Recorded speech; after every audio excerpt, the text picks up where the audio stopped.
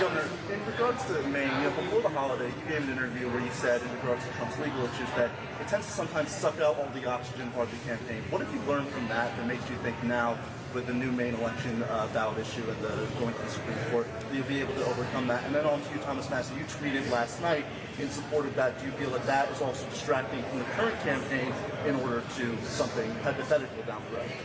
No, I think as people caucus in Iowa and vote in New Hampshire, I think they're going to be able to separate, what some partisan bureaucrat in Maine has done, separate that question with the question of who's our best nominee and who would be the best president of the United States. I mean, ultimately, just because someone abuses their power in Maine doesn't mean that that candidate's the best candidate to run or would be the best president. And I'm confident that I would be both the best candidate and then be the most effective president by far. But also say that I have a record of beating these people in Florida.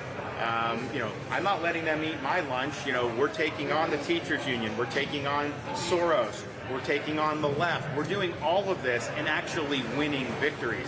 That's what we need to be doing again going forward. But I will say this. What's happened in Colorado and Maine, that is just like nothing compared to what you'll see throughout the rest of the balance of the campaign if Donald Trump's the nominee. I mean, that's not even scratching the surface. The Democrats are playing for keeps, and I've said all along, my fear is that they have a playbook that has proven to be successful in this regard. So we need, as Republicans, I think, to put our best foot forward, nominate somebody like me who's going to be able to go in, focus on Biden's failures, show the American people we've got a vision for the future, but then most importantly, deliver on all these promises. We didn't get a wall under Trump. We didn't get the swamp drained under Trump. We didn't get the debt eliminated under Trump like he promised. I'm going to deliver where he failed. So I'm a member of the Republican Party in Congress. I'm going to take up for Republicans. I'm going to take up for the nominee, whoever it is. And the notion that I floated yesterday was these states like Colorado and Maine that are probably going to be blue anyway if Trump's on the ballot, need to keep in mind that Congress is the ultimate arbiter of whether we recognize their electors or not. And what's different between 2021 and 2025, right now we're in the majority. We were not in the majority in 2021, so and this is justiciable. We could adjudicate this in Congress. It's a fact whether they tinkered with their ballots in these states or not. So I could be inclined to not recognize electors from those states that are rigging their ballots. But let me just say this. My goodness, why can't we have a candidate who doesn't have all this baggage? That's what I want. Last question. Last question. If the Supreme Court actually upholds that Trump can be kept off these ballots and other states pursue that, how does it affect the trajectory of your campaign?